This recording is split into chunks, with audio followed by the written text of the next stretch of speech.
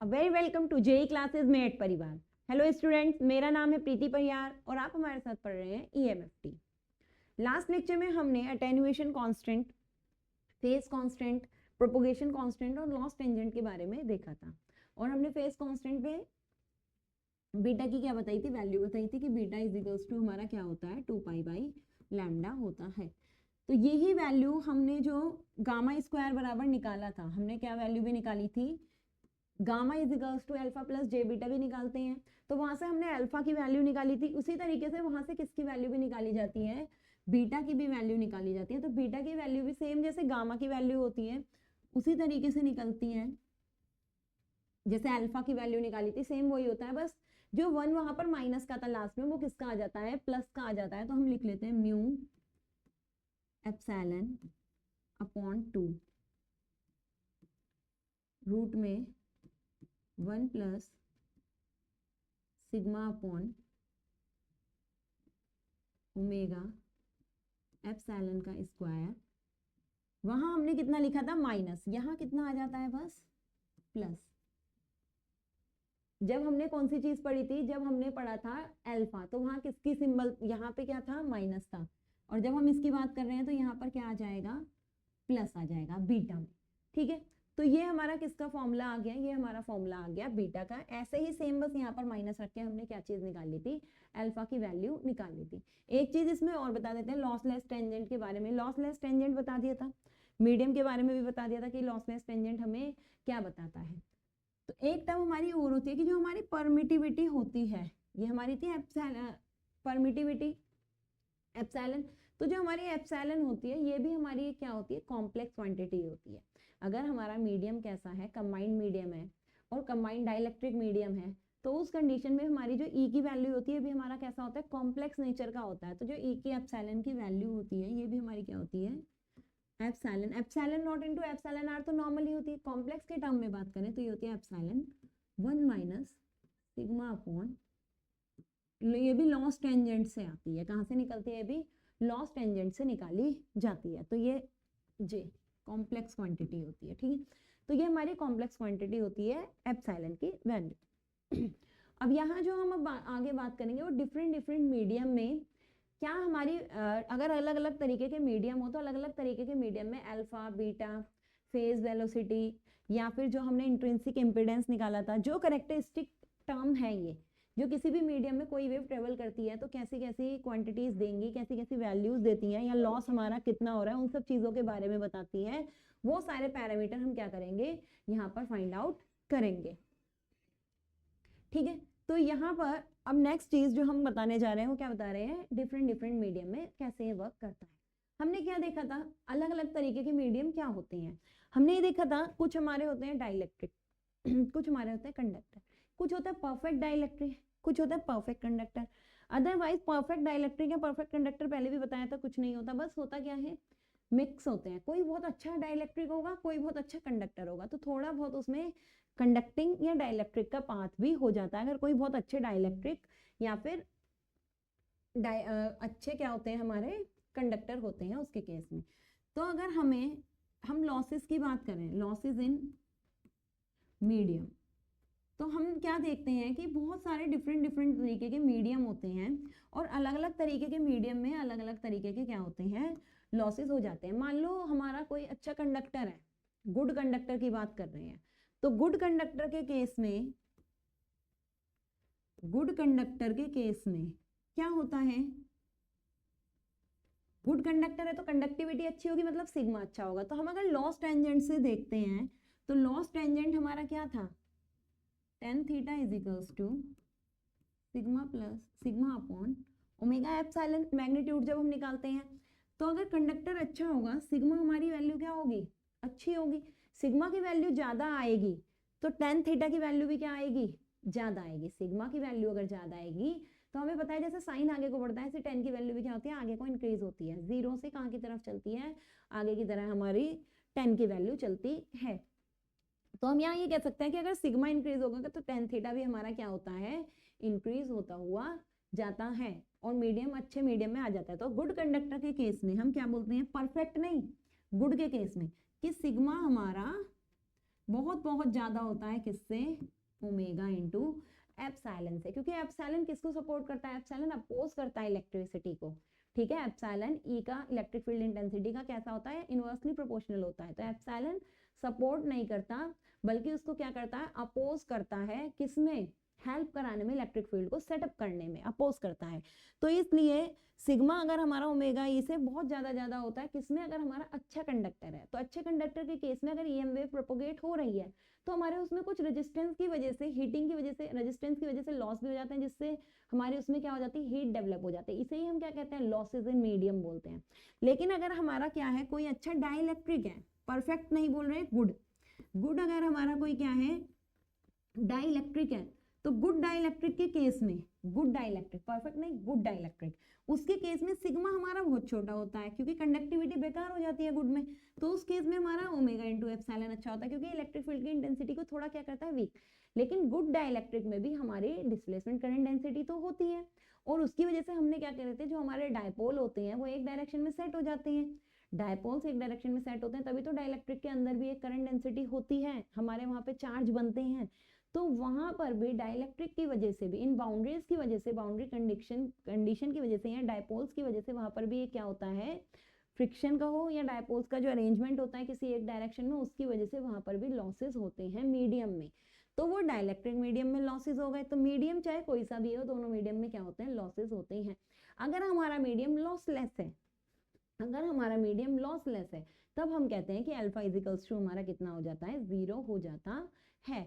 और अगर हमारा रीजन क्या है, परफेक्ट डाइलेक्ट्रिक है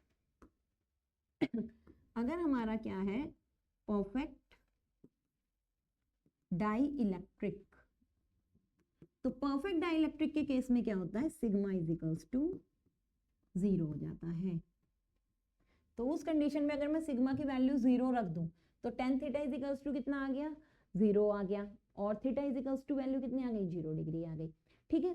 तो अगर मेरा परफेक्ट डाइलेक्ट्रिक है, परफेक्ट डाइलेक्ट्रिक के केस में सिग्मा इजिकल्स टू हमारी वैल्यू कितनी आ जाती है, 0 आ जाती है। और सिग्मा इजिकल्स टू 0 है, इसका मतलब कोई कंडक्शन नहीं हो रहा, without any conduction there will be no loss in a medium. तो यहाँ पर तब हम कई बार यहाँ पर क्या भी बोल देते हैं, कुछ कंडीशन में क्या हो जाता है, यहाँ अल्फा बराबर भी 0 हो जाता है, तब हम इसे कौन सा मीडियम भी बोल देते हैं, लॉसलेस। लेकिन हमेशा नहीं। अभी जब अगर परफेक्ट डाइलेक्ट्रिक में सिग्मा इजिकल्स टू अगर 0 है, परफेक्ट डाइलेक्ट्रिक के केस में अगर सिग्मा इजिकल्स टू 0 है, तो हम इसे बस क्या बोल देते हैं, कंडक्टिंग और नॉन कंडक्टिंग के बारे में बता देते हैं। इसलिए हम क्या बोलते हैं, परफेक्ट डाइलेक्ट्रिक में कई जगह पे सिग्मा या तो 0 लिखते हैं या एज इक्वल टू 0 करके भी लिख देते हैं। लेकिन अगर कोई बता रहा है कंडक्टिंग नॉन कंडक्टिंग, तब हमेशा क्या बताएंगे, sigma is equals to 0 for non conducting, sigma is equals to finite for conducting. But अगर आप कहते हो alpha is equals to 0, then we can call a lossless medium और अ परफेक्ट डाइलेक्ट्रिक, हम तब कह सकते हैं। अगर अल्फा इज इक्वल्स टू 0 है तब हम परफेक्ट कंडक्टर कह सकते हैं। तो परफेक्ट कंडक्टर को हम कब कहते हैं, जब अल्फा इज इक्वल्स टू कितना होता है, 0, और इसे ही हम कौन सा मीडियम भी बोलते हैं, लॉसलेस भी कहते हैं। पर हमारे सिलेबस में या कुछ जगह पर बहुत कम बता रखा है, इसलिए सिग्मा बराबर 0 को भी परफेक्ट के अंदर क्या करते हैं, लेते हुए चलते हैं। तो ये लॉसेस हो गए मीडियम के। अब हम यही चीजों को क्या करेंगे, यहाँ पर फाइंड आउट करेंगे कि अगर डिफरेंट डिफरेंट मीडियम है तो डिफरेंट डिफरेंट मीडियम में ईएम वेव्स की वैल्यू कितनी होती है, ठीक है। फर्स्ट केस, ये जो लॉसेज इन मीडियम है, हम लॉसेज इन मीडियम देख रहे हैं और उससे डिफरेंट डिफरेंट ईएम वेव की प्रोपोगेशन की वैल्यू क्या कर रहे हैं, फाइंड आउट कर रहे हैं। Case 1, EM wave in perfect lossless medium. जो जिस टाइप के क्वेश्चन आए हुए हैं उसी टाइप के क्वेश्चन को हम यहाँ पर क्या कर रहे हैं, करवा रहे हैं। तो इस टाइप का क्वेश्चन आया हुआ है कि लॉसलेस मीडियम में या lossless EM wave in perfect lossless medium बाद dielectric medium,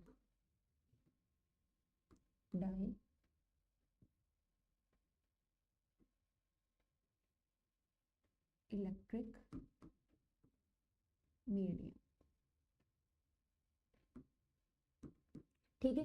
EM wave in perfect lossless dielectric medium. Lossless कह दिया तो एक तरीके से अल्फा को मैं यहाँ क्या कह सकती हूँ, 0 बोल सकती हूँ। यहाँ मैं परफेक्ट लॉसलेस डाइलेक्ट्रिक बोल दिया है, तो किसको 0 भी बोल सकती हूँ, अल्फा को 0 भी बोल सकती हूँ।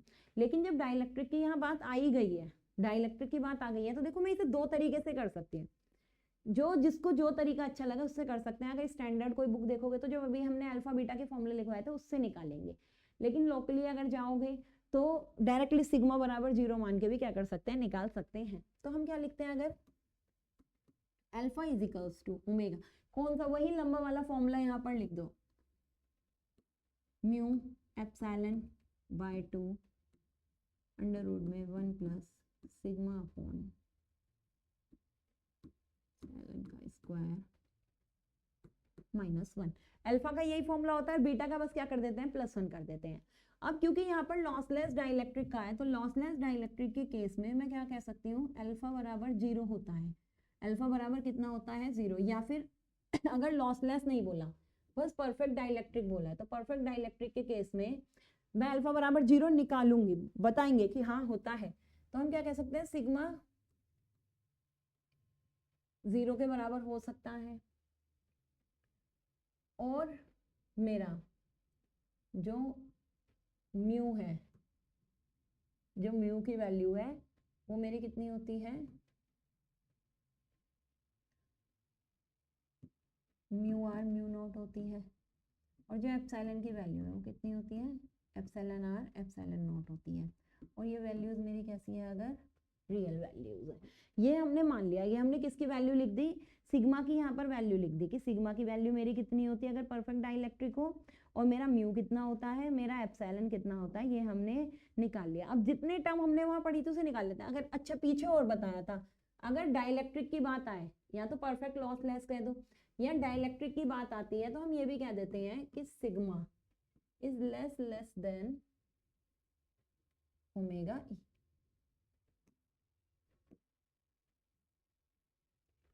Sigma is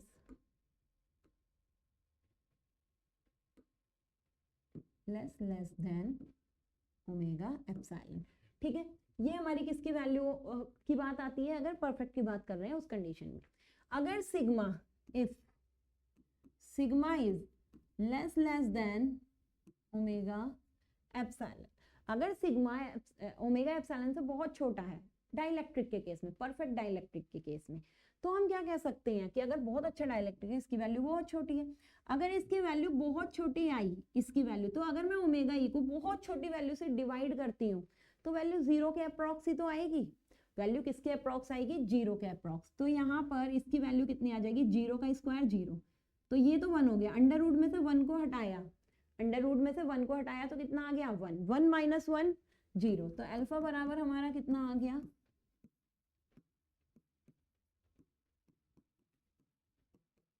0। तो निकल गया। ये चीज हमें पता है, हमें ये चीज ही तो प्रूफ करनी थी, और पता चल गया कि अगर मैं परफेक्ट डाइलेक्ट्रिक लेती हूँ और लॉसलेस मीडियम बता देती हूँ, तो उस कंडीशन में मेरा अल्फा इज इक्वल्स टू कितना निकल जाता है, 0 निकल जाता है।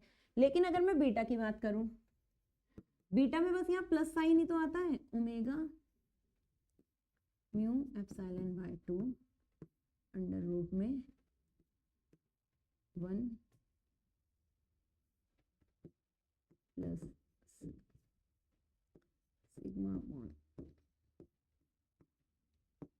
+1, ये आया।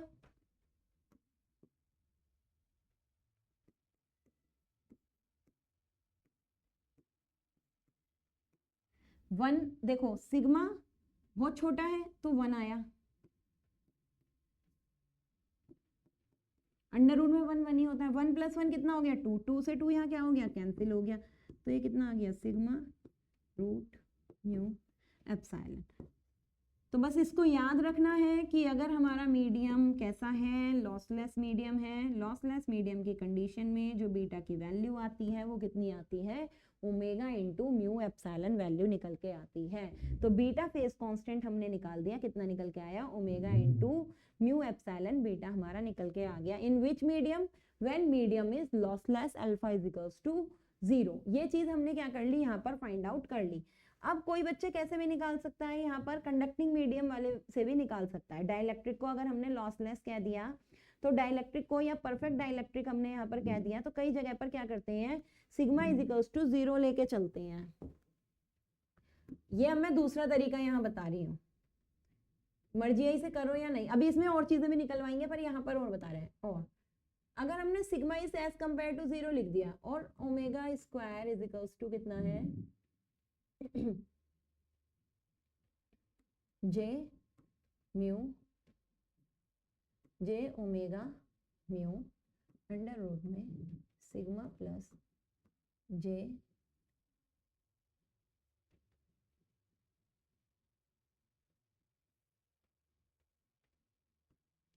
Sigma plus J omega epsilon, या तो ओमेगा हटा के अंडर रूट वाला लिख लो, खाली सिग्मा को अगर लिखना है, या ये वाला लिख लो। सिग्मा एज कंपेयर टू हमने कितना कह दिया, अगर 0 कह दिया, तो अगर एज कंपेयर टू 0 आया तो 0 के आसपास में अगर मैं कुछ भी जोड़ूंगी तो वो भी बहुत छोटी वैल्यू आएगी। मैंने सिग्मा को बहुत छोटा कहा है ना, ओमेगा ई से अगर बहुत छोटा ही आ गया ओमेगा ई से, तो इसका मतलब सिग्मा में अगर मैं ओमेगा ई जोड़ती भी हूँ तो उसकी वैल्यू क्या आएगी, 0 पॉइंट समथिंग आएगी। अगर 0 में कुछ जोड़ती हूँ तो यही वैल्यू वापस आ जाएगी ना, तो ये निकल जाएगा J square omega square mu epsilon. J square is -1, तो जे इज इक्वल्स टू मेरा कितना आ गया, जे ओमेगा रूट म्यू एप्सिलॉन। और अगर इसे कंपेयर कर दें, क्योंकि y बराबर होता है अल्फा प्लस जे बीटा, तो इन दोनों को कंपेयर करने पर, इक्वेशन 1 और इक्वेशन 2 को कंपेयर करने पर, तो हमें क्या पता लगता है, बीटा की ये वैल्यू दे रहा है कितनी, ओमेगा रूट म्यू एप्सिलॉन। तो देखो दोनों सेम आ रही है, तो जिसको जिस मेथड से करना हो उस मेथड से वो यहाँ पर कर सकता है। And alpha is equals to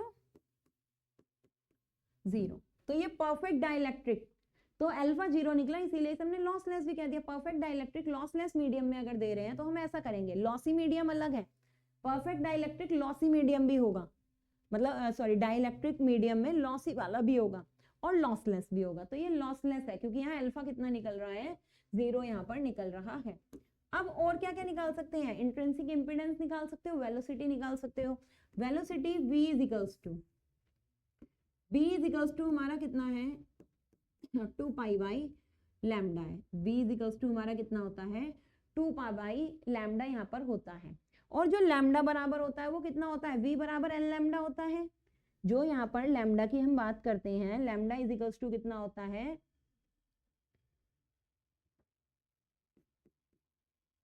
चूंकि v is equals to n lambda, n मतलब फ्रीक्वेंसी के टर्म में, तो मैं यहाँ पर लैम्डा बराबर कितना लिख सकती हूँ, v upon n, 2 pi n bye v।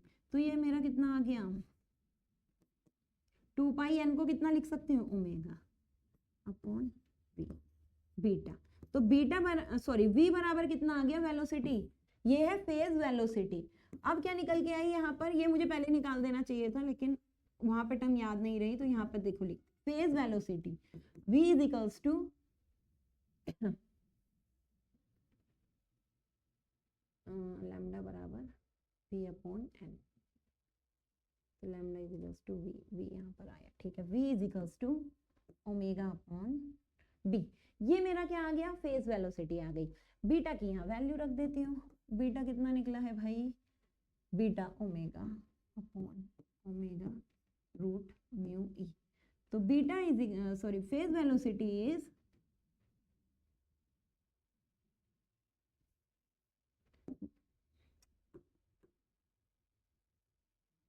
Phase velocity is 1 upon mu epsilon. और यहाँ पर क्योंकि देखो म्यू जो वैल्यू दी है वो क्या कर रखी है, म्यू नॉट म्यू आर है, तो इसलिए मैं क्या लिख के चली हूँ, हर जगह म्यू एप्सिलॉन इस तरीके से वैल्यू लेके चली हूँ, ठीक है, परफेक्ट डाइलेक्ट्रिक के केस में। और अगर हमारा कैसा मीडियम है, लॉसलेस मीडियम दिया हुआ है, वहां पर हमने इस तरीके से वहां पर वैल्यू लिख ली। तो ये क्या निकल के आ गया, फेज वेलोसिटी आ गई। इसके बाद अगर कोई कहे इंट्रिंसिक इंपीडेंस बताओ, इंट्रिंसिक इंपीडेंस की जो वैल्यू निकलती है वो हमारे इंट्रिंसिक इंपीडेंस की कितनी वैल्यू थी, जे omega mu sigma plus J omega epsilon. यहाँ भी हम कौन सा केस कह रहे हैं, क्योंकि हमारा sigma is very very less than J omega mu, sigma very very less than है जे ओमेगा म्यू से, तो सिग्मा की वैल्यू को हम क्या कर देंगे, यहाँ पर भी छोड़ देंगे। तो सिग्मा की वैल्यू जब यहाँ पर भी हम क्या कर देते हैं, छोड़ देते हैं, तो वैल्यू बस हमारी कितनी निकल के आती है,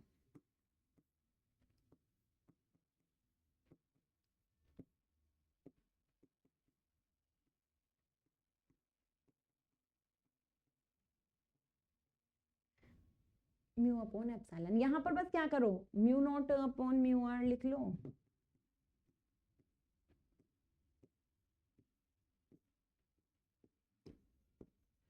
अब कोई क्या करना, म्यू नॉट और एप्सिलॉन नॉट की वैल्यू रखना। म्यू नॉट और एप्सिलॉन नॉट की वैल्यू मतलब म्यू नॉट 4.2 10 की पावर -7 और एप्सिलॉन नॉट 8.85 इंटू 10 की पावर -12। इसे अंडर रूट में सॉल्व करना तो ये ऐसे ही आता है 120 पाई के अकॉर्डिंग शायद।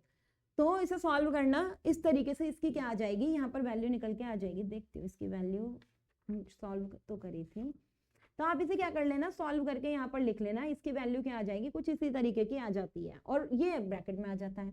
अब यहाँ पर देखो जे वाली टर्म कट गई, जे वाली टर्म क्या हो गई, कैंसिल हो गई। तो हम क्या कहते हैं कि यहाँ पर जो हमारा इंट्रिंसिक इम्पीडेंस निकलता है वो कैसा है, रियल क्वांटिटी है। कैसा है, रियल नंबर है, रियल क्वांटिटी है। और यहाँ पर जो एंगल है, एंगल कितना है, 0 डिग्री है। वैसे भी हम देख सकते हैं tan theta is equals to क्या आया, सिग्मा अपॉन दिस। सिग्मा बहुत छोटा है तो tan theta is equals to 0 आ जाएगा। 0 आ जाएगा तो एंगल कितना आ जाएगा, 0 डिग्री आ जाएगा। तो ईटा इज इक्वल्स टू हमारी क्या आ जाती है, रियल क्वांटिटी आ जाती है।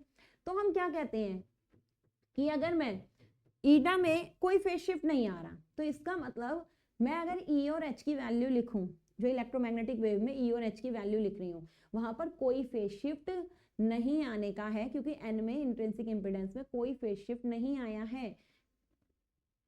ठीक है, इंट्रिंसिक इंपीडेंस से कैसे, कोई कह रहा होगा इंट्रिंसिक इंपीडेंस से कैसे रिलेट कर रहे हैं, देखो जब हम ई नॉट लिखते हैं, ई इज इक्वल्स टू लिखते हैं, तो ऐसे तो लिखते हैं ई की power minus alpha z sine omega t minus beta Z A x cap की डायरेक्शन में। ठीक है, तो ये तो हमें पता है ये दोनों आपस में एक दूसरे के परपेंडिकुलर हैं।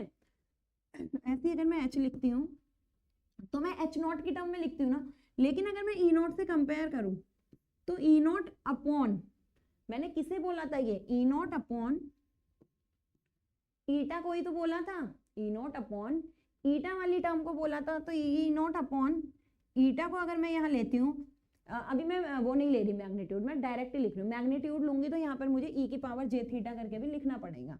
तो ये ई की पावर माइनस अल्फा जेड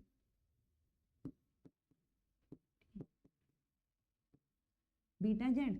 और अगर मैं यहाँ पर क्या लिख रही हूँ, मैग्नीट्यूड लिख रही हूँ, तो यहाँ एक कौन सा एंगल भी आता है, थीटा वाला एंगल भी माइनस होता है। ऐसे आती है ये। ठीक है, अगर मैं यहाँ ईटा को मैग्नीट्यूड ले रही हूँ तो मैग्नीट्यूड के साथ एक एंगल लेना पड़ता है। एंगल लेने में ई की पावर चढ़ानी पड़ती है। ई की पावर जब यहाँ लिखते हैं तो ई की पावर चढ़ाने पर यहाँ पर साइन के साथ कौन सा टर्म आ जाता है, ये थीटा एन आ जाता है। तो यहाँ पे लेकिन थीटा बराबर कितना है, 0 है। तो थीटा यहाँ पे कितना आ गया, थीटा एन बराबर 0 आ गया। यहाँ पर थीटा एन बराबर कितना आ गया, 0। तो इसका मतलब ई और एच में क्या नहीं है, कोई फेज शिफ्ट नहीं है। दोनों किस में है, सेम फेज में यहाँ पर होते हैं। ठीक है, ये दोनों आपस में एक दूसरे के ऑर्थोगोनल तो हैं, लेकिन अगर प्लेन में सेम बात करी जाए तो दोनों किस में होंगे, सेम फेज में ही होंगे। तो ये हमारा कौन सा निकल, किसकी एक्सप्रेशंस आ गई हैं, ये हमारी निकल के आ गई हैं लॉसलेस मीडियम की। अल्फा निकल गया, बीटा निकल गया, फेज वेलोसिटी निकल गई, ईटा निकल गया, ई की वैल्यू लिख ली, एच की वैल्यू लिख ली, बस। और तो ज्यादा कोई नहीं बचता। जितने हमने लॉस टेंजेंट हमने पढ़ाई था वो सब चीजें हमने यहाँ बता दी। Next case second. Case second हम कौन सा वाला पढ़ते हैं, केस सेकंड में हम या तो परफेक्ट कंडक्टर, गुड कंडक्टर ले लेते हैं, या क्या ले लो, सेम इसी की तरह जैसे डाइलेक्ट्रिक होता है, डाइलेक्ट्रिक की तरह ही हमारा क्या होता है, फ्री स्पेस, वैक्यूम। तो हम फ्री स्पेस का भी एक ले लेते हैं, केस सेकंड, क्योंकि क्वेश्चन इससे भी आ जाता है। न्यूमेरिकल अगर आ रहे हैं तो ये फॉर्मूले याद होने चाहिए। EM wave in free space या वैक्यूम की अगर बात हो रही है, तो EM वेव अगर फ्री स्पेस में है तो फ्री स्पेस के केस में सिग्मा तो 0 ही होगा ना। अगर स्पेस फ्री स्पेस है, नॉन कंडक्टिंग मीडियम है, नॉन कंडक्टिंग मीडियम में सिग्मा इज ऑलवेज 0। अगर डाइलेक्ट्रिक है तब हम सिग्मा को 0 नहीं कहेंगे, लेकिन अगर परफेक्ट डाइलेक्ट्रिक है तो कहेंगे। लेकिन अगर परफेक्ट डाइलेक्ट्रिक नहीं है, या हम क्या कह रहे हैं, परफेक्ट डाइलेक्ट्रिक नहीं कह रहे हैं, लॉसलेस डाइलेक्ट्रिक कह रहे हैं, तब मेरा सिग्मा कितना आ जाता है एज कंपेयर टू 0 आ जाता है। लेकिन अगर मीडियम में मेरा फ्री स्पेस है, फ्री स्पेस को हम किस में काउंट करते हैं, परफेक्ट डाइलेक्ट्रिक में यहाँ पर काउंट करते हैं। ठीक है, फ्री स्पेस में हम इसे मतलब अगर फ्री स्पेस की बात हो रही है तो यहाँ हम इसे किस में काम कर लेते हैं, परफेक्ट डाइलेक्ट्रिक में काम कर लेते हैं। एक काम करो, यहाँ से ना परफेक्ट नाम हटा देना, परफेक्ट में तो यहाँ भी सिग्मा, वरना मुझे 0 लेके चलना पड़ेगा। तो परफेक्ट वाला केस नहीं करा रहे, यहाँ ना परफेक्ट नाम हटाना, बस लॉसलेस डाइलेक्ट्रिक करना। परफेक्ट में तो सिग्मा वरना 0 ही लेना पड़ जाएगा। ये है मेरा परफेक्ट डाइलेक्ट्रिक। फ्री स्पेस है, फ्री स्पेस का मतलब ये हमारा क्या है, परफेक्ट डाइलेक्ट्रिक है। तो EM wave in free space हो और EM वेव लिखा हो अगर परफेक्ट डाइलेक्ट्रिक या वैक्यूम, तो इस केस में मेरा सिग्मा कितना हो जाता है, 0 हो जाता है। और अगर डाइलेक्ट्रिक परफेक्ट है, फ्री स्पेस है, तो फ्री स्पेस में हमें पता है ना HR भी 1 होता है, और सॉरी μR भी 1 होता है, और εR भी 1 होता है वैक्यूम के लिए या फ्री स्पेस के लिए।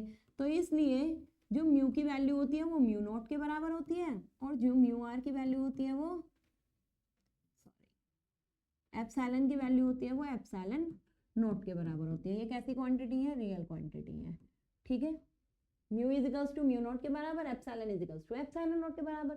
फ्री स्पेस में क्योंकि यहाँ εR और μR कितना होता है, 1 होता है, सिग्मा इज इक्वल्स टू कितना हो गया, 0 हो गया। सेम, अब ये वाला तो बिल्कुल सिंपल है, और किसकी तरह है, पहले वाले की तरह, सिग्मा इज इक्वल्स टू 0 ही कह दिया। अब मानने की जरूरत क्या है, सिग्मा इज इक्वल्स टू 0, ये तो अल्फा इज इक्वल्स टू, चाहे तो जो हमारा बिल्कुल नॉर्मल फॉर्मूला था उससे लेके चल सकते हैं, चाहे जो बड़ा वाला फॉर्मूला था उससे लेके चल सकते हैं। इससे अगर लेके चलोगे तो कई जगह न्यूमेरिकल्स में ये काम भी आएगा फॉर्मूला, और याद भी हो जाएगा बार बार लिख लिख के। 1 plus sigma upon omega epsilon square minus 1। तो सिग्मा बराबर कितना कहा है, 0 कहा है। सिग्मा को अगर मैं यहाँ 0 कर दूं तो 0 अपॉन दिस 0, 0 0 0, अल्फा इज 0। तो देखो परफेक्ट डाइलेक्ट्रिक अपने आप अगर निकल जाए तो ठीक है, अगर अपने आप वैल्यू नहीं आ रही अल्फा की तो अलग बात है। तो यहाँ पे इसने बता दिया कि परफेक्ट डाइलेक्ट्रिक है, और ये मीडियम कैसा भी है, लॉसलेस मीडियम भी है। अल्फा निकल गया, ऐसे बीटा निकालो। बीटा बराबर फिर से क्या निकलेगा, सेम वही निकलेगा जो अभी पहले ही निकला था।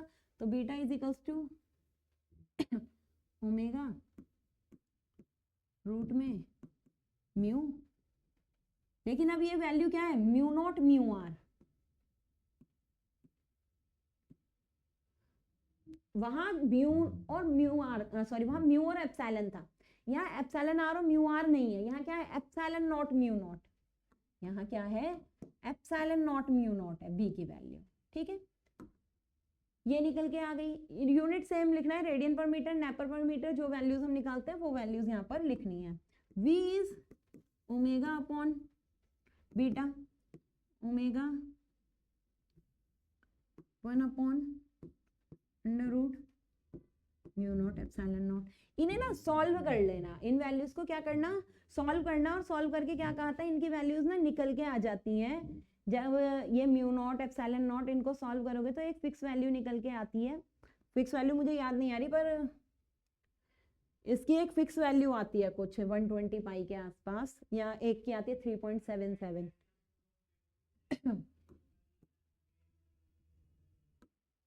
नेक्स्ट है V निकाल लिया, अल्फा निकाल लिया, बीटा निकाल लिया, eta. Eta is j omega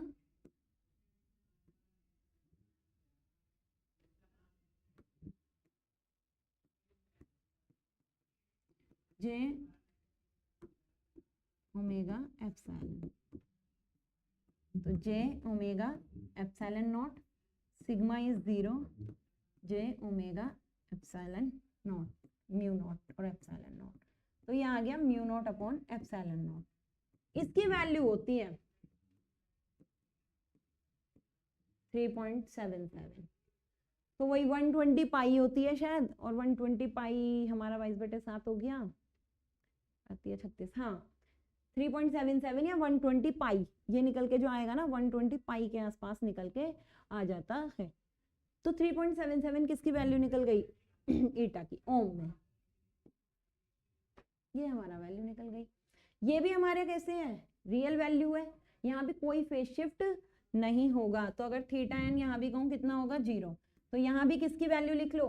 ई और एच की वैल्यू लिख लो, और ई और एच की वैल्यू लिख के इसे क्या लिखा लो कि यहाँ भी हमारा क्या नहीं होता? कोई फेज शिफ्ट नहीं होता है। ये दो, ये एक रियल क्वांटिटी होती है, और ई एच टाइम में किसमें है? सेम फेज में है, टाइम में सेम फेज में है, कोई फेज शिफ्ट इनके बीच में नहीं है। वैसे स्पेस में ये 90 डिग्री पर है, ठीक है।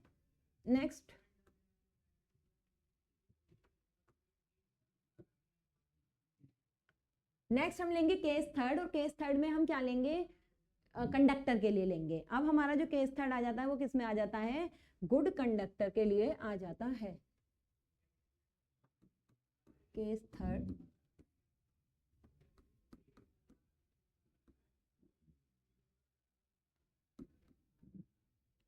waves in good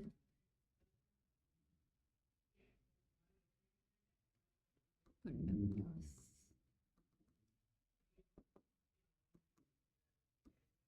good conductor की अगर बात करें तो अब सिग्मा भी होगा, और यहाँ सिग्मा बहुत बड़ा होगा किससे? सिग्मा फाइनाइट, सिग्मा की वैल्यू फाइनाइट होगी ना, और sigma is greater then epsilon not, और इनकी भी वैल्यूज होगी।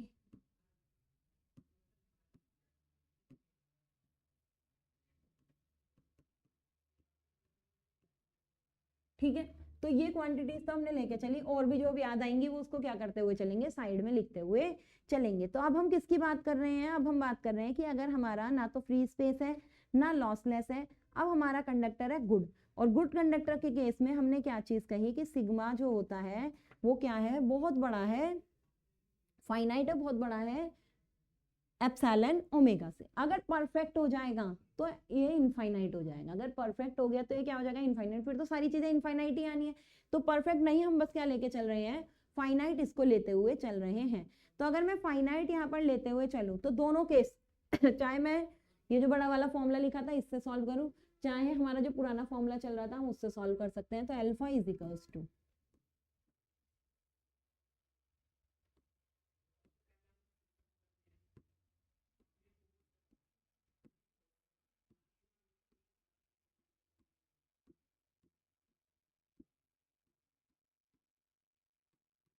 पहले मैंने अल्फा की वैल्यू बात यहाँ पर करी।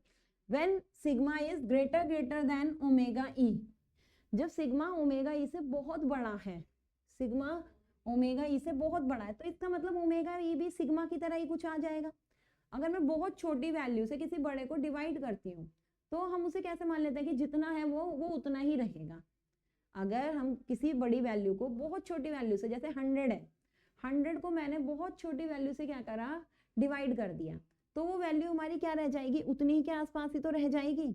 वो वैल्यू हमारी क्या रह जाएगी?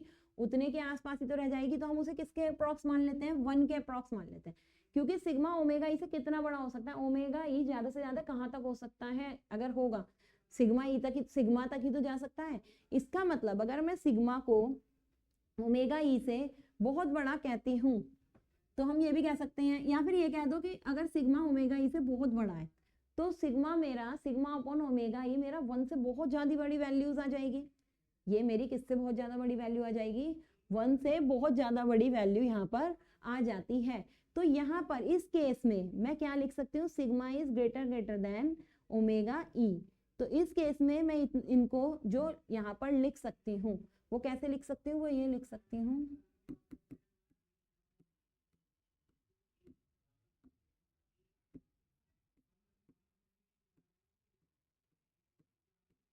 यहाँ ये लिख लिया। यही चीज अब यहाँ पर अगर मुझे अब क्या करनी है? पुट करनी है। यही चीज अब यहाँ पर मुझे क्या करनी है, ले जाकर पुट करनी है। तो ले जाकर अगर मैं इसको यहाँ पर पुट कर देती हूँ तो मेरा क्या आ जाएगा, अब मैं सिग्मा को नेग्लेक्ट कर दूंगी। सिग्मा इज ग्रेटर देन, अगर 1 आ गया, सिग्मा को यहाँ से क्या कर देंगे, अगर नेग्लेक्ट कर देंगे या ये कर देंगे कि अगर 1 में इसकी वैल्यू जोड़ेंगे भी तो इस 1 का क्या नहीं पड़ने का, कोई इफेक्ट नहीं पड़ने का, या 1 को अगर इसमें से घटाएंगे भी तो इस 1 का क्या नहीं पड़ने का, कोई इफेक्ट यहाँ पर नहीं पड़ता है। तो यहाँ पर ये जो वैल्यू निकल के आ जाती है वो हम कितना हो जाता है कि इसमें अगर इसे जोड़ेंगे भी तो इसका क्या नहीं पड़ने का, कोई इफेक्ट नहीं पड़ने का, इसका कोई इफेक्ट नहीं पड़ने का, ना 1 को घटाने का कोई इफेक्ट पड़ने का। तो ये वाली वैल्यू हमारी आ जाएगी sigma mu epsilon by 2 sigma square upon epsilon का स्क्वायर। ओमेगा क्या करती हूँ मैं, अंदर ले जाती हूँ।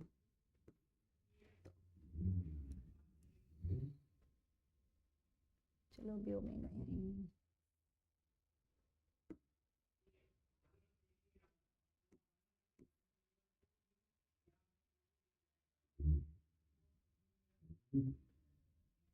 यहाँ पर कुछ कैंसिल होनी चाहिए टर्म। यहाँ पर कितना आ रहा है, ओमेगा सिग्मा ग्रेटर देन 1 करा, इसे इसमें जोड़ा, जोड़ने का इस पे क्या नहीं पड़ेगा, कोई इफेक्ट यहाँ पर नहीं पड़ेगा। तो जोड़ने का जब कोई इफेक्ट नहीं पड़ा तो इसकी वैल्यू कितनी निकल के आ गई, ओमेगा म्यू, ये टर्म अंदर ले ली, ओमेगा से ओमेगा हमारा क्या हो जाएगा, कैंसिल हो जाएगा, एप्सिलॉन से एप्सिलॉन हमारा यहाँ क्या हो गया, कैंसिल आउट हो गया, एक टर्म यहाँ एक्स्ट्रा बच रही है। चलो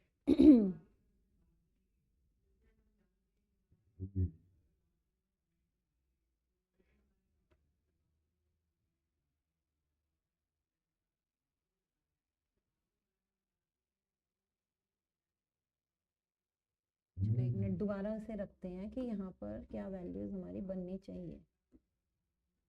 सिग्मा अपॉन ये 1 से बहुत बड़ा बता दिया है तो सिग्मा अपॉन इसे ऐसे ही लिख दिया।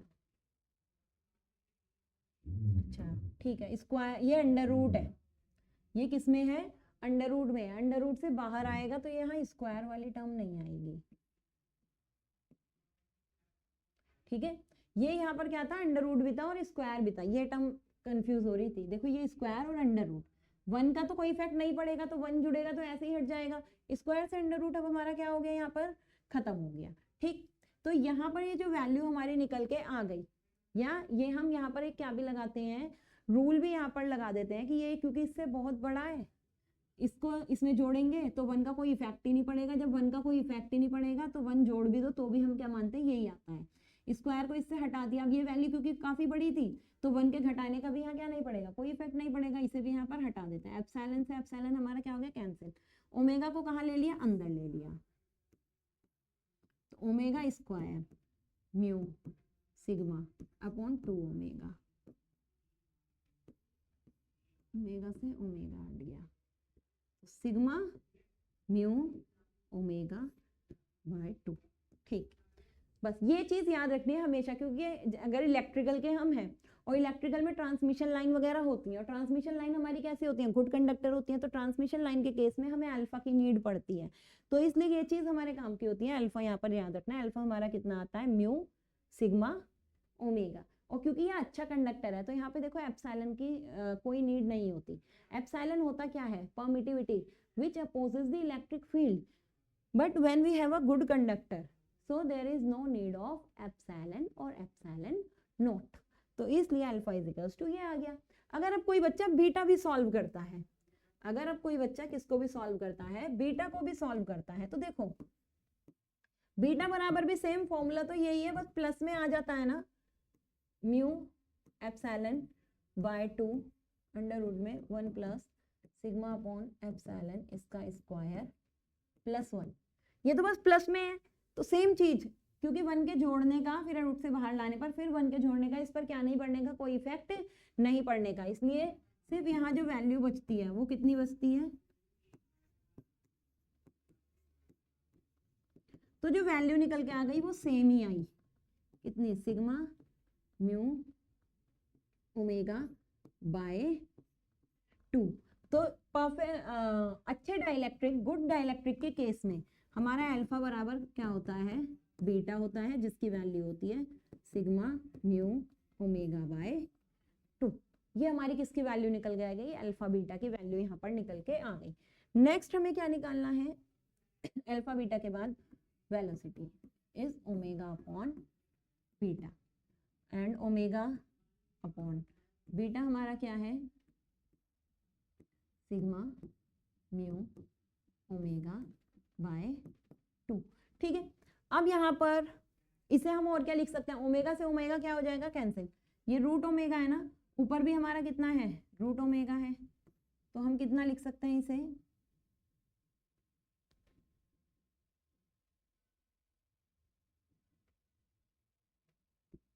To omega divide by mu, ये वैल्यू लिख सकती है। ये √2 है, और ओमेगा से ओमेगा हमने क्या कर दिया, ऊपर कट कर दिया। अगर ओमेगा से ओमेगा मैं ऊपर कट कर दूंगी तो मेरी वैल्यू कितनी आ जाएगी, 2 dot omega sigma into mu. ये हमने कैसे निकाल लिया, फॉर्मूला रख के वैल्यू निकाल ली है यहाँ। अब next term intrinsic impedance, intrinsic impedance का same formula,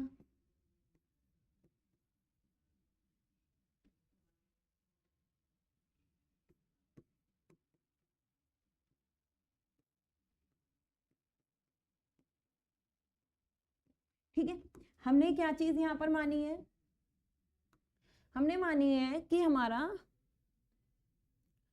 sigma is very very greater than J omega mu. यही तो हमने माना है कि सिग्मा हमारा जे ओमेगा म्यू से क्या है, बहुत बड़ा है। अगर मेरा सिग्मा जे ओमेगा म्यू से बहुत बड़ा है तो मैं जे ओमेगा म्यू को यहाँ क्या कर सकती हूँ, नेगलेक्ट। क्यों, क्योंकि देखो यहाँ डिवाइड में नहीं है, यहाँ अगर डिवाइड में होता तब तो मैं सोचती, या मैं क्या करूँ, जे ओमेगा म्यू से ऊपर नीचे क्या कर लूँ, डिवाइड कर लूँ, तब मैं जे ओमेगा म्यू को क्या कर दूंगी, नेगलेक्ट कर दूंगी। पर उसका भी चाहे एक ही बात है, चाहे मैं जे ओमेगा म्यू से ऊपर नीचे डिवाइड करके इस पार्ट को नेगलेक्ट कर दूं, चाहे मैं सिंपली इसे जे ओमेगा म्यू को यहाँ पर क्या कर दूं, छोड़ दूं। तो जे ओमेगा एप्सिलॉन को, सॉरी म्यू को बोल रही हूँ, एप्सिलॉन को छोड़ दूं, क्योंकि सिग्मा मेरा इससे क्या है, काफी बड़ा है। तो इसको मैं क्या भी लिख सकती हूँ, जे ओमेगा म्यू अपॉन सिग्मा। ये कौन सी वैल्यू आ गई, देखो जे, ये आ गई मेरी कॉम्प्लेक्स वैल्यू।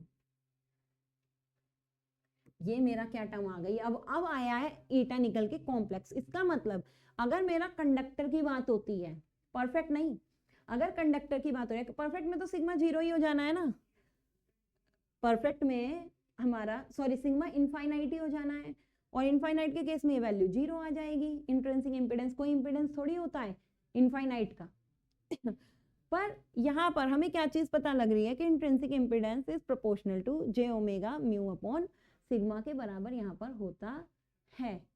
ठीक है, ये चीज यहाँ निकल गई। अच्छा, ऊपर ना एक चीज और बतानी थी प्रोपोर्शनल वाली, चलो वो मैं थ्योरी में आगे बता दूंगी, वो चीज अब आगे ही बता दूंगी थ्योरी में, एक थ्योरी की चीज रह गई थी, फॉर्मूले के साथ आगे ही बता देंगे। ईटा यहाँ कितना निकल के आ रहा है, जे ओमेगा म्यू एप्सिलॉन आ रहा है इसके केस में, जबकि जब हम पीछे पढ़ रहे थे तो ईटा निकल के आ रहा था यहाँ पर म्यू अपॉन एप्सिलॉन, और पीछे भी आ रहा था म्यू एप्सिलॉन। ये सारी रियल क्वांटिटी थी, लेकिन ये मेरी कैसी क्वांटिटी है, कॉम्प्लेक्स क्वांटिटी है। अगर ये कॉम्प्लेक्स क्वांटिटी है तो यहाँ मुझे क्या भी निकालना पड़ता है, एंगल भी निकालना पड़ता है। यहाँ मुझे किस चीज की वैल्यू भी फाइंड आउट करनी पड़ती है, एंगल की वैल्यू भी फाइंड आउट करनी पड़ती है।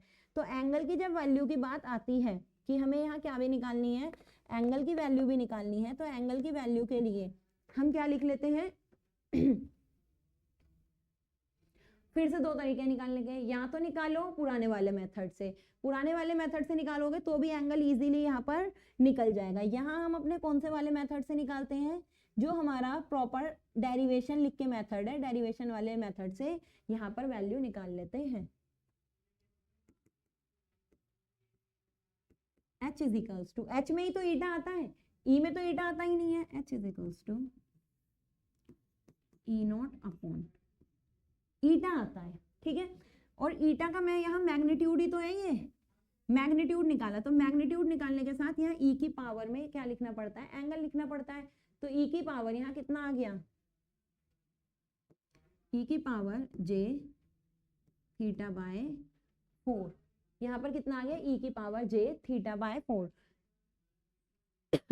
j थीटा बाय 4 मेरा कहाँ से निकला है, j थीटा बाय 4 मेरी वैल्यू निकली है यहाँ पर, जो इसके साथ देखो यहाँ j मैं कहाँ ले सकती हूँ, रूट j बोल सकती हूँ इसे।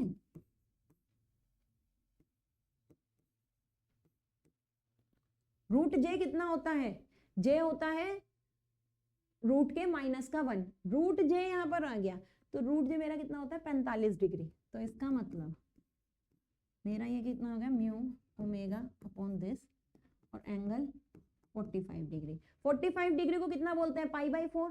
तो इसका मतलब मेरा यहाँ जो एंगल आया वो कितना आ गया पाई बाई 4 आ गया। मैंने थीटा बाई 4 लिख दिया, या थीटा बाई 4 नहीं लिख के कितना लिखना है, जे थीटा बाई 4 चाहे यहाँ पर लिख लो, चाहे मैं इतना यहाँ इसे कितना लिख सकती हूँ जे पाई बाई 4 लिख सकती हूँ। मैंने थीटा लिख दिया था पाई की जगह, जे थीटा होता है e की पावर जे थीटा होता है ना, तो e की पावर मैंने कितना लिख दिया पाई बाई 4 यहाँ पर लिख दिया। और ये किसके साथ आता है, इमेजिनरी के साथ आता है, तो इसका भी मैं सब इमेजिनरी इमेजिनरी वाला लिखूंगी, बाकी सारा नहीं लिखूंगी। साइन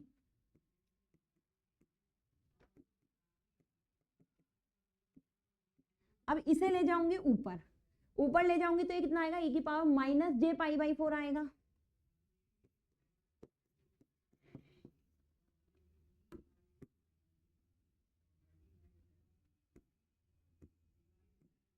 ये आ गई ये वाली वैल्यू e की power minus alpha z sine. मैं इसे ऊपर ले जाऊंगी और ये वाली वैल्यू हम इमेजिनरी वाली लेते हैं, इमेजिनरी वाली वैल्यू आएगी तो साइन वाली वैल्यू आएगी। साइन के साथ ही जब एक और एंगल साथ में होगा तो जे पाई बाई 4 को भी मैं क्या कर सकती हूँ इसी के साथ लिख सकती हूँ omega t minus b z minus pi by 4। Minus क्यों, ये नीचे एंगल किसका है यहाँ प्लस का है, प्लस वाला एंगल जब ऊपर जाएगा तो किसका आ जाएगा माइनस का आ जाएगा। तो यहाँ मैं कह सकती हूँ, लेकिन जो मेरी e की वैल्यू आएगी, e की वैल्यू तो e naught minus alpha z, cos में लिखना चाहता है कोई भी बच्चा तो कॉस में लिख सकता है, साइन में लिखना चाहता है तो साइन में लिख सकता है। तो देखो प्रोपोगेशन तो अभी भी एक का x में हो रहा है एक का y में हो रहा है, मतलब अलोंग द डायरेक्शन तो x और y है। लेकिन अगर मैं टाइम में शिफ्ट देखूं तो यहाँ टाइम में शिफ्ट हो रहा है इसका और इसका, इसमें bz तक है, यहाँ पाई बाई 4 का टाइम में क्या हो रहा है शिफ्ट हो रहा है। तो इन अ गुड कंडक्टर हम यहाँ पर क्या बोल सकते हैं, in a good conductor there is a time shift of pi by 4 in magnetic field, or we can say magnetic field is lagged by pi by 4 angle to the electric field in the same direction। z direction में ही अगर मतलब जैसे ये y direction में जा रहा है x direction में जा रहा है, प्रोपोगेट z में ही हो रहे हैं, तो प्रोपोगेट भी अगर हो रहे हैं तो एक दूसरे से कितना कितना पीछे चल रहे हैं पाई बाई 4 के एंगल पे चल रहे हैं। तो अगर ये तो मैंने कंडक्टर ऐसे लेके चल लिया, यहाँ पर पाई बाई 4 की जगह जैसे मैंने कहा था ना ई थीटा लिखती मैं, ई पाई बाई 4 वो तो मेरा निकल गया तो मैंने लिख लिया, वरना ई थीटा लिखती तो तभी मैंने स्टार्टिंग में इस इक्वेशन में यहाँ माइनस थीटा करके भी क्या करा था दिखाया था कि यहाँ माइनस कितना आता है थीटा जेड निकल के आता है। तो यहाँ हम कितना लिख सकते हैं h lags behind e vector कह रहे हो तो वेक्टर बाय 45 डिग्री या पाई बाई 4 एंगल लिख दो, कुछ भी लिख सकते। तो ये टर्म हमने थ्योरी से क्या कर ली यहाँ पर निकाल ली, ठीक है।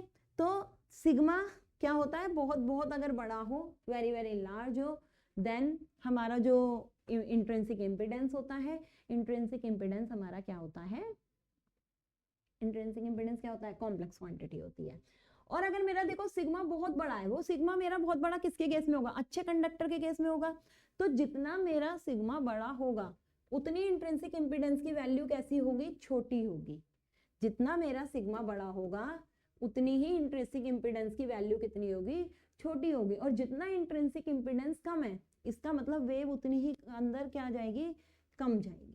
जितना इंट्रिंसिक इम्पिडेंस कम है उतना ही उसका इम्पिडेंस क्या होगा, कम होगी, वेव उतनी ही हमारी प्रोपोगेट भी क्या होगी, कम होगी। ये चीज यहाँ से पता लगती है कि सिग्मा जितना ज्यादा उतनी कम। ये मैं स्किन डेप्थ, जो अभी यहाँ डेप्थ वाला टॉपिक भी आएगा तो स्किन डेप्थ में हम क्या करेंगे वो वहां पर आपको बता देंगे कि सिग्मा का या अल्फा का स्किन डेप्थ के साथ क्या रिलेशन होता है।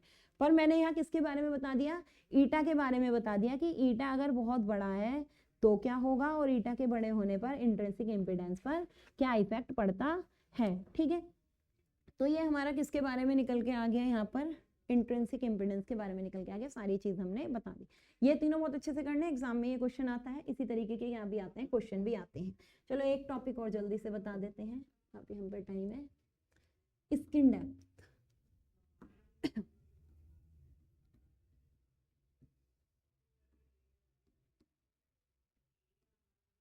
स्किन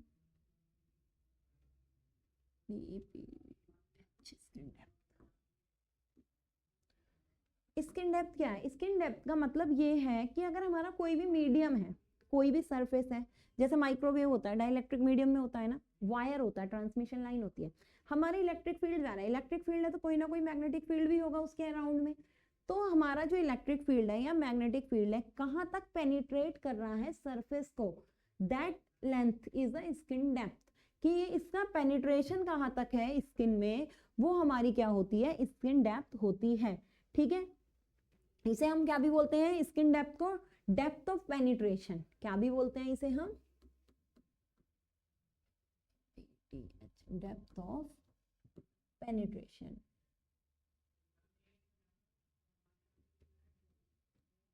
तो इसे हम क्या भी बोलते हैं, डेप्थ ऑफ पेनिट्रेशन भी बोलते हैं, कि कहां तक हमारी जो वेव है वो एटेन्यूएट कर रही है, हमारी जो वेव है वो कैसे एटेन्यूएट कर रही है और स्किन में कहां तक पेनिट्रेट हो रही है। तो इसलिए हम ये भी कहते हैं कि एटेन्यूएशन जितना ज्यादा होता है ना उतनी स्किन डेप्थ हमारी कम होती है। एटेन्यूएशन जितना कम होता है, जितना एटेन्यूएशन कम होगा उतनी स्किन डेप्थ ज्यादा होगी, क्योंकि इतने लॉस कम होंगे। एटेन्यूएशन सीधा लॉस से संबंध रखता है ना, कि अगर एटेन्यूएशन ज्यादा है, अल्फा की वैल्यू ज्यादा है, तो हमारा मीडियम, हमने क्या देखा था, अल्फा 0 था तो लॉसलेस मीडियम था, अल्फा 0 है, लॉसलेस मीडियम है, तो उतनी ज्यादा हमारी वो क्या जाएगी, उसके अंदर वेव चली जाएगी, लॉस कम होंगे, हीट नहीं होगी। लेकिन जितना अल्फा ज्यादा आ रहा है, अल्फा ज्यादा हमारा कब आ रहा था, हमारा अगर मीडियम किसी भी टाइप का था, चाहे कॉम्प्लेक्स टाइप हो, चाहे डाइलेक्ट्रिक हो, कैसा भी अल्फा हो, तब हमारी क्या चलती है, वैल्यू अंदर जाती है। लेकिन अगर मैं कौन सी वैल्यू लूं, कंडक्टर में लूं, कंडक्टर में अल्फा कितना आ रहा था, कंडक्टर में देखो अल्फा, हाँ देखो कंडक्टर में अल्फा कितना आता है, अल्फा आता है सिग्मा म्यू एप्सिलॉन आता है। कंडक्टर में जो अल्फा आ रहा है सिग्मा म्यू एप्सिलॉन आ रहा है, और सिग्मा की वैल्यू मेरी क्या है, काफी बड़ी है, तो अल्फा की वैल्यू भी यहाँ पर क्या आती है, थोड़ी बड़ी ही हमारी आती है। सिग्मा बड़ा है, सिग्मा ज्यादा है तो अल्फा ज्यादा है, अल्फा ज्यादा है तो स्किन डेप्थ उतनी ही क्या होगी, कम होगी। अल्फा ज्यादा है कंडक्टर के केस में, तो हम कंडक्टर के केस में क्या कह सकते हैं, क्योंकि कंडक्टर के केस में alpha is proportional to sigma and sigma for the conductor material is very high. तो जब सिग्मा ज्यादा है तो अल्फा भी मेरा क्या होगा, ज्यादा होगा, एटेन्यूएशन ज्यादा होगा। जितना ज्यादा एटेन्यूएशन उतनी स्किन डेप्थ कम। स्किन डेप्थ का मतलब क्या है, पेनिट्रेट करना, इलेक्ट्रोमैग्नेटिक वेव का मटेरियल को पेनिट्रेट करना। तो हम कहते हैं कि कंडक्टिंग मटेरियल में ऊपर ऊपर ही जाती है हमारी जो ईएम वेव्स जाती है। लेकिन अगर मेरा यहाँ हो गया अच्छा डाइलेक्ट्रिक, अच्छे डाइलेक्ट्रिक के लिए तो अल्फा 0 निकला था, अच्छे डाइलेक्ट्रिक में अल्फा कितना निकल रहा था, 0 निकल रहा था, जैसे कि हमने पीछे पढ़ा था। ये रहा देखो परफेक्ट डाइलेक्ट्रिक का, यहाँ मेरा अल्फा परफेक्ट वाले में कितना निकल रहा था, 0 निकल रहा था, और फ्री स्पेस में भी कितना निकल रहा था, 0। तो अगर मैं माइक्रोवेव का एग्जाम्पल देखती हूँ तो उसमें पानी अगर गर्म कर रहे हैं खाना गर्म कर रहे हैं, बिल्कुल वेव अंदर तक जाती है। इसीलिए ही हम ये भी कहते हैं कि उसके जो प्रोटीन्स या अदर चीजें होती हैं वो भी ब्रेक हो जाती हैं और खाना थोड़ा बेकार हो जाता है when we talk about microwave के केस में, इसलिए उसका खाना ज्यादा अच्छा नहीं होता। तो माइक्रोवेव में बहुत अंदर तक जाती है ईएम वेव्स, क्यों, क्योंकि वहां अल्फा 0 है, अल्फा 0 है तो स्किन डेप्थ क्या है, बहुत ज्यादा है। तो skin depth is a depth of penetration where EM waves penetrate to the material. जितना अंदर तक ईएम वेव मटेरियल को पेनिट्रेट कर सकती है वो उसकी क्या है, स्किन डेप्थ है। फॉर्मूले में हम ये भी कह सकते हैं कि जब अपनी वेव अपनी फाइनल वैल्यू की 37.7% रह जाती है, जब वेव जा रही है, पेनिट्रेट कर रही है, मतलब एटेन्यूएट हो रही है, और एटेन्यूएट होते समय जब अपनी वेव कितनी रह जाती है, 37.7% रह जाती है अपनी फाइनल वैल्यू की, वो हमारी जो डेप्थ होती है वो डेप्थ हमारी क्या कहलाती है, स्किन डेप्थ ऑफ पेनिट्रेशन या स्किन इफेक्ट कहलाता है। ठीक है, skin depth, sorry skin effect तो भी बताएंगे, स्किन डेप्थ या डेप्थ ऑफ पेनिट्रेशन कहलाता है। तो चाहे एग्जाम में हमारा स्किन डेप्थ से हो चाहे डेप्थ ऑफ पेनिट्रेशन से हो, कुछ भी यहाँ पर लिख सकते हैं। ठीक है, दो हमारी अच्छा ये लिखता हूँ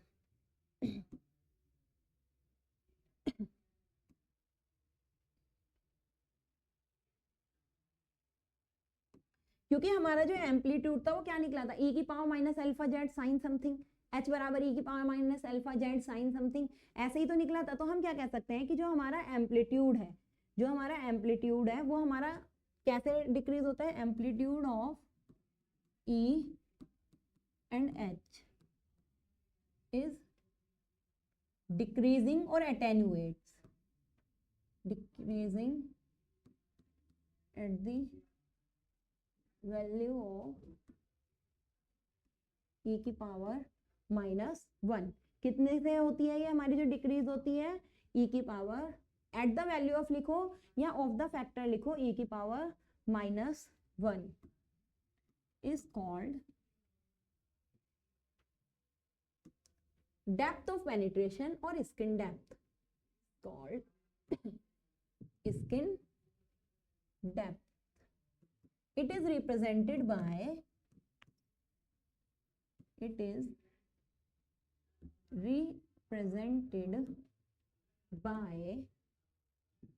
ऐसे डेल्टा, रिप्रेजेंटेड बाय डेल्टा। तो अब मैंने जो फॉर्मूला लिखते हैं वो यही तो लिखते हैं, E इज इक्वल्स टू या H is equals to E naught e की पावर माइनस अल्फा जेड,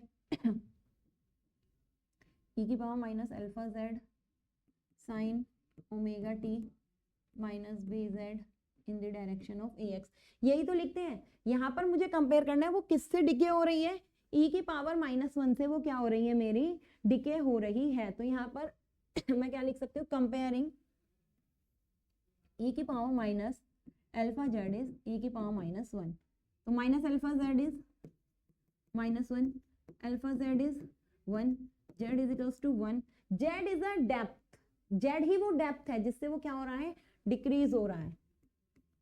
तो जेड को ही हम क्या कहते हैं, डेल्टा कहते हैं, डेल्टा इज 1 बाय अल्फा। ठीक है,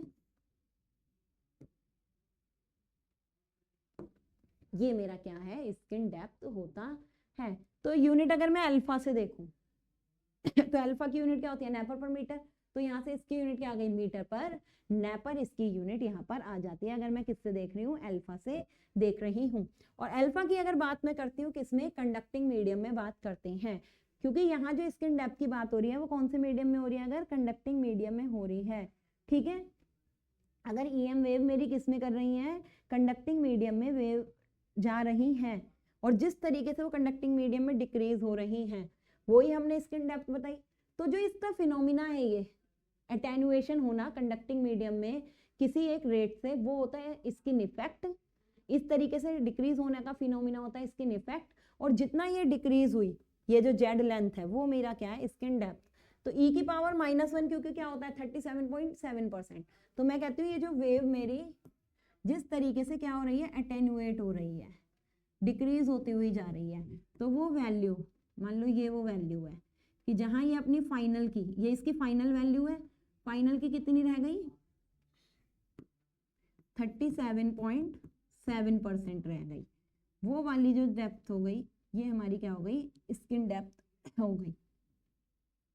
जैसे ये जेड वैल्यू आ गई, ये अपनी फाइनल वैल्यू की कितनी रह गई, 37.7% यहाँ पर रह गई। तो 37.7% क्योंकि ये यहाँ पर रह गई ओरिजिनल वैल्यू की, ओरिजिनल वैल्यू की 37.7% रह गई, तो ये वाली जो मेरी वैल्यू हुई वो क्या हो गई, स्किन डेप्थ हो गई। और अगर मैं 37.7 ऐसे डिक्रीजिंग करती हूँ, यहाँ फाइनल है, फाइनल की कितनी रह गई 37 तो मैं इस वाले को भी क्या लिख सकती हूँ, स्किन डेप्थ यहाँ पर लिख सकती हूँ। डिपेंड करता है हम कौन सी वाली वैल्यू को ले रहे हैं। ठीक है, यहाँ डेप्थ इस तरीके से हमने यहाँ पर स्किन डेप्थ को बता दिया। तो कौन से मीडियम में, कंडक्टिंग मीडियम में। कंडक्टिंग मीडियम में जो मैंने इसकी वैल्यू निकाली थी वो कितनी निकाली थी, sigma is equals to 1 by alpha कितना निकला था कंडक्टिंग मीडियम में, root omega mu sigma by 2, sigma के डायरेक्टली प्रोपोर्शनल था ना। अब देखो इनवर्सली हो गया, जितना सिग्मा ज्यादा कंडक्टिंग मीडियम में उतना ही स्किन डेप्थ क्या होता है, कम हमारा होता है। तो हम यहाँ पर क्या कह सकते हैं कि फील्ड इंटेंसिटी हमारी रैपिडली डिक्रीज हो रही है, लेकिन कंडक्टिंग मीडियम अगर गुड कंडक्टर है तो सिग्मा की वैल्यू क्या होती है, ज्यादा होती है। तो इस वजह से हमारा क्या होता है ये कंडक्टिंग मीडियम में ऊपर ही ऊपर रहती है, ज्यादा अंदर यहाँ पर नहीं जाती है। ये आगे समझ में। पेनिट्रेशन या स्किन डेप्थ की मैंने डेफिनेशन भी दे दी कि rate at which electromagnetic wave penetrate the medium, rate at which electromagnetic wave penetrate the medium is called skin depth. या फिर जो मैंने यहाँ डेफिनेशन लिखवाई थी ये भी है, amplitude of E and H is decreasing at the value of E-1 is called skin effect. या फिर ये वाली डेफिनेशन भी लिख देती हूँ, rate at which EM wave penetrates the medium is called skin depth or penetration।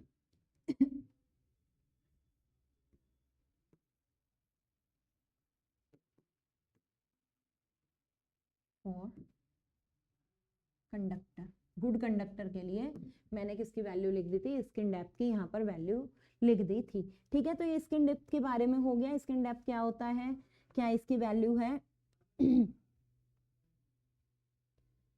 ठीक है, अब स्किन डेप्थ का फिजिकल सिग्निफिकेंस है वो क्या, सेम वही जो अभी मैंने बताया था, माइक्रोवेव में जैसे जाती है तो अंदर तक वैल्यू जाती है, ये सब बातें मैं तो थोड़ा सा स्किन डेप्थ के जो फिजिकल सिग्निफिकेंस है वो नेक्स्ट लेक्चर में करेंगे, और नेक्स्ट लेक्चर में ही हम आगे का पोर्शन रिफ्लेक्शन रिफ्रैक्शन के बारे में भी यहाँ पर पढ़ेंगे। तो इस लेक्चर को इस टॉपिक के साथ हम यहाँ पर खत्म करते हैं। अब आपसे मिलेंगे नेक्स्ट लेक्चर में, तब तक के लिए गुड बाय।